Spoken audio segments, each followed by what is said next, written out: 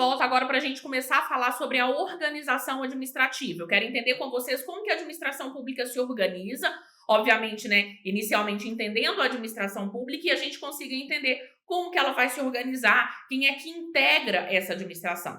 Para a gente começar a falar de organização administrativa, eu acho que é importante a gente relembrar bem rapidamente um conceito de administração pública. A doutrina do direito administrativo, ela costuma diferenciar sentidos diferentes para esse termo administração, que eu não quis aprofundar muito aqui na aula de vocês, porque foi objeto de questão na última prova. Então, eu não acho, né, que eles vão querer repetir a questão. Mas, de toda maneira, quando a doutrina fala da administração pública, ela vai trazer uma administração pública no sentido subjetivo, em que ela vai estabelecer as pessoas jurídicas, os órgãos públicos e os agentes públicos. E eu tenho, de um outro lado, o sentido objetivo, que vai corresponder ao exercício da função administrativa. Então, a ideia inicial, pensando aqui sem trazer demais esses sentidos, como eu disse, foram cobrados na última prova, não acho que seriam cobrados nessa também. Pensando um pouquinho nesses sentidos, então, e juntando, né, essas ideias dos sentidos dados à administração, eu posso te dizer que a administração pública corresponde às pessoas jurídicas, órgãos públicos e agentes públicos que exercem a função administrativa. Então, pensando no sentido estrito para o exercício da função, eu vou pensar nas pessoas jurídicas, órgãos públicos e agentes públicos que exercem a função administrativa. Eu consigo pensar, gente, claramente em você quando eu penso no conceito de administração pública. Você também consegue pensar?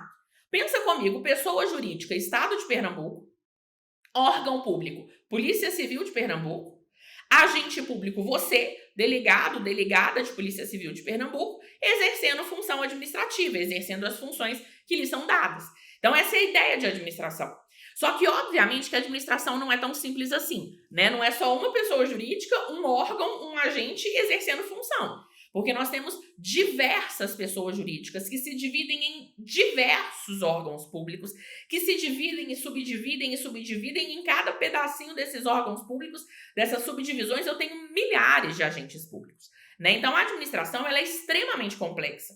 Para que ela consiga atuar, para que ela consiga exercer as suas funções, é necessário que ela se organize, que é justamente o que a gente trabalha na organização administrativa. Quando a gente fala da organização administrativa, nós temos duas ferramentas ou dois institutos para essa organização. Nós temos, de um lado, a desconcentração e, de outro lado, a descentralização.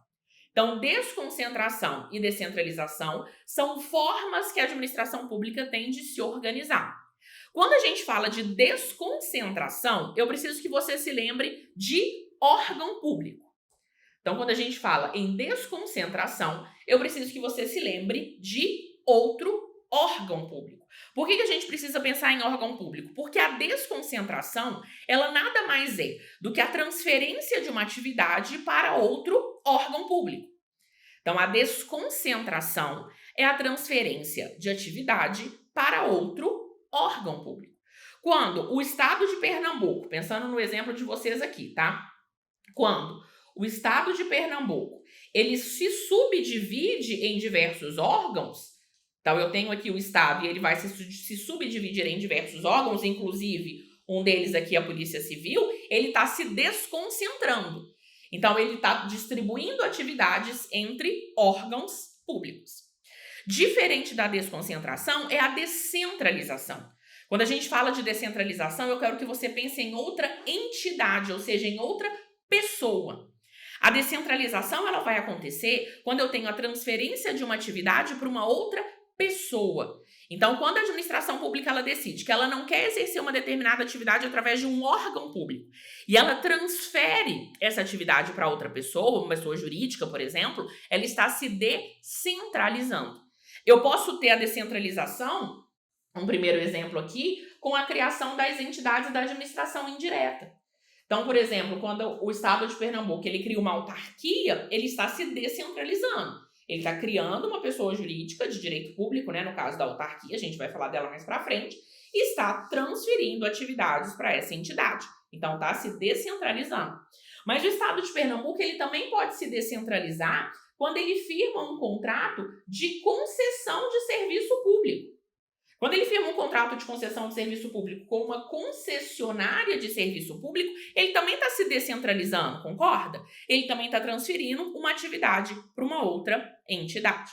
Então, desconcentração, a gente vai lembrar de órgão, uma dica boba aí, mas que pode ser que te ajude, e descentralização, a gente vai lembrar de entidade. É quando eu estou transferindo uma atividade para uma outra entidade. Vamos ficar um pouquinho mais ainda nesse bloco falando de desconcentração? Então, vamos entrar um pouquinho na ideia de desconcentração e entender os órgãos públicos.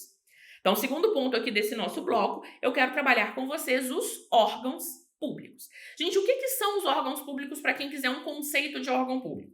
O órgão público é uma divisão interna de competências, dentro de uma mesma pessoa jurídica. O órgão público é uma divisão interna de competências dentro de uma mesma pessoa jurídica. É aquela ideia que eu te trouxe. O Estado de Pernambuco, que é uma pessoa jurídica de direito público, vai se dividir internamente em diversos órgãos. Então, esses centros internos de competência, essas divisões internas de competência dentro da pessoa jurídica Estado de Pernambuco, é o que nós chamamos de órgão público. Do mesmo jeito que a União vai ter, do mesmo jeito que municípios vai ter, do mesmo jeito que entidades da administração indireta, uma autarquia, por exemplo, também vai ter, tá? O órgão, ele pode existir tanto na administração direta quanto indireta, inclusive. E quando eu falo com você que o órgão público é uma divisão interna de competência dentro de uma mesma pessoa jurídica, eu estou te dizendo que o órgão público não tem personalidade jurídica. O órgão público não tem personalidade jurídica. Gente, eu preciso que você entenda que o órgão público, ele não é pessoa jurídica. Ele não é pessoa, ele não tem personalidade jurídica. A personalidade jurídica é dada ao Estado de Pernambuco, no meu exemplo aqui. Ou à União, ou ao município, ou ao Distrito Federal, ou a uma entidade da administração indireta. O órgão público, ele é uma divisão interna dessa pessoa jurídica, entende? Então, os órgãos públicos não possuem personalidade jurídica. Flávia, a Polícia Civil do Estado de Pernambuco não tem personalidade jurídica, não? Não. O órgão público não tem personalidade jurídica, tá certo? Um ponto importante com relação a órgãos públicos que eu acho que é interessante a gente trabalhar é entender um pouquinho a teoria que explica o porquê desses órgãos públicos, que é a teoria que nós chamamos de teoria do órgão. Então, quero trabalhar com vocês aqui rapidamente a chamada teoria do órgão. A teoria do órgão, gente, ela também pode aparecer na nossa prova com o nome... Epa, peraí que eu passei. Com o nome de teoria da imputação volitiva, teoria da imputação volitiva, e também pode aparecer para a gente em prova com o nome de teoria de Otto Guiercke. Mais difícil aparecer com esse nome, né? Mas pode aparecer. Então, teoria do órgão, teoria da imputação volitiva e teoria de Otto Guiercke. Gente, o que essa teoria ela vai dizer? Quem criou essa teoria é o Otto Guiercke, por isso, né, o nome dele pode aparecer ali como nome da teoria. E o Otto o que ele basicamente fez foi comparar o corpo humano com a administração pública. E ele disse que do mesmo jeito que o nosso corpo humano, ele é formado por órgãos, porque é inerente para o seu funcionamento que ele seja formado por órgãos, também é inerente para o funcionamento da administração que ela seja formada por órgãos e por agentes públicos. Eu preciso que o Estado de Pernambuco, ele seja integrado por órgãos públicos e por agentes públicos. Por quê? Porque o Estado de Pernambuco, ele é uma ficção jurídica. Ninguém nunca viu o Estado de Pernambuco, ele é uma ficção jurídica. Eu preciso de alguém físico, pessoa física, que manifeste a vontade em nome dessa entidade, em nome desse Estado. E quem que vai fazer isso? Os agentes públicos dentro dos órgãos públicos. Então, o agente público, ele necessariamente precisa integrar a administração. Eu não tenho que explicar o porquê. A gente teve outras teorias que não deram certo, por exemplo, teoria da representação, teoria do mandato, por quê? Eles explicavam de fato, e na verdade não tem o que explicar. É natural, é inerente que a administração pública ela seja formada por órgãos públicos e por agentes públicos. E isso vai significar que quando o agente público ele manifesta vontade, ele está manifestando a vontade da pessoa jurídica. Então, quando você, delegado, delegada de Polícia Civil do Estado de Pernambuco, exercer a sua função, quando você manifestar vontade, na verdade, você não está manifestando a sua vontade, pessoa física. Você está manifestando a vontade do Estado de Pernambuco. Por isso que essa vontade manifestada pelo agente público, ela é imputada à pessoa jurídica. Por isso o nome, teoria da imputação volitiva. Teoria da imputação volitiva por quê? Porque a vontade manifestada pelo agente público é imputada à pessoa jurídica. O nome teoria do órgão, porque tem essa ideia, né, de que é inerente, como o nosso corpo humano é inerente à formação através de órgãos. Teoria de Otto Guericke, que é o nome do cara mesmo, né? E não tem muito como eu te explicar essa teoria de Otto Guericke, tá certo? Para finalizar esse nosso bloco, esses pontos que eu queria trabalhar com vocês de órgãos públicos, eu quero discutir rapidamente com vocês a capacidade processual. E por que eu quero discutir a capacidade processual com vocês? Porque se eu te disse que o órgão público, ele não é pessoa jurídica, que o órgão público não tem personalidade jurídica, a regra pra gente é que o órgão público não tenha capacidade processual. A regra é que o órgão público ele não pode ser parte em uma ação judicial. Vai lá no Código de Processo Civil para mim e depois confere o artigo 70 do Código de Processo Civil. Eu sei que não é muito sua praia processo civil, tá? Eu sei. Mas vai lá depois no artigo 70 do Código de Processo Civil que traz a ideia de capacidade processual e você vai ver o que ele vai dizer. Ele fala que toda pessoa pode estar em juízo, que toda pessoa tem a capacidade de estar em juízo, né? Que tem capacidade processual.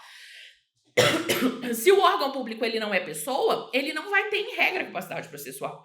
Se eu quero ajuizar uma ação em virtude de um prejuízo, em virtude de um dano que eu sofri por uma conduta de um policial civil do Estado de Pernambuco, e eu quero ajuizar uma ação de indenização com base na responsabilidade civil do Estado, eu vou ajuizar essa ação em face do Estado de Pernambuco. Porque o órgão público, Polícia Civil, ele não tem personalidade jurídica. E se não tem personalidade jurídica, a regra é que não tenha capacidade processual. Agora, é a regra, mas é importante a gente pensar na exceção. E a primeira exceção aqui, ela é extremamente importante para você que vai fazer uma prova de delegado de Polícia Civil, que é quando eu tenho uma previsão em lei. Se eu tenho uma previsão em lei que faz com que um órgão público possa ser parte de uma ação judicial, eu não vou discutir com a lei. E o exemplo claro que a gente tem quando a gente pensa numa prova de delegado de Polícia Civil é o Ministério Público. Gente, o Ministério Público, ele tem a legitimidade para ajuizar aquelas ações penais públicas? Em regra, não é o MP? É. Ué, mas MP é órgão público. MP, Ministério Público, em regra, não tem capacidade processual. Mas vai ter nas ações penais públicas. Por quê? Porque a lei processual estabeleceu assim. Ainda pensando no Ministério Público, a ação de improbidade administrativa, que você trabalha comigo no direito administrativo. É o Ministério Público legitimado para ajuizar a ação de improbidade administrativa. Depois a gente fala mais sobre isso. E aí eu trago entendimentos do STF, enfim, mas lá na lei, quem tem legitimidade é o Ministério Público, órgão público, mas que vai ter capacidade processual quando estiver prevista em lei, tá certo? Temos exemplos também de defensoria pública, por exemplo, numa ação civil pública. A gente pode pensar em diversos órgãos que, por previsão em lei, recebem capacidade processual. E a segunda exceção, para a gente finalizar esse nosso bloco, é quando eu tenho órgãos de natureza constitucional que esteja na defesa de seus direitos institucionais. Alguns órgãos, gente, que a gente costuma chamar de órgãos de cúpula, eles, quando estiverem na defesa dos seus direitos institucionais, eles vão ter capacidade processual. Confere para mim depois a súmula 525 do STJ. Súmula 525 do STJ. A súmula 525 do STJ, ela trata da Câmara de Vereadores. Ela fala que a Câmara de Vereadores, apesar de não ter personalidade jurídica, vai ter personalidade judiciária quando estiver na defesa dos seus direitos institucionais. Então, os órgãos de cúpula, quando estiverem na defesa dos seus direitos institucionais, têm também capacidade processual. Cuidado, porque a gente já teve questões de direito administrativo, não de delegado de polícia civil, tá? Pelo menos eu não me lembro de nenhuma de delegado de polícia civil, que falava que os órgãos que estivessem defendendo seus direitos institucionais teriam capacidade processual e consideraram certo. Ficou faltando uma parte, né? Porque a doutrina fala que são os órgãos de natureza constitucional, os órgãos de cúpula, na defesa dos direitos institucionais. Mas analisa na questão porque talvez eles estão considerando essa ideia incompleta, mas estão considerando como correta na sua prova. Analisa as alternativas, porque aí só lá na hora que você consegue perceber se tem uma mais errada ou não que essa.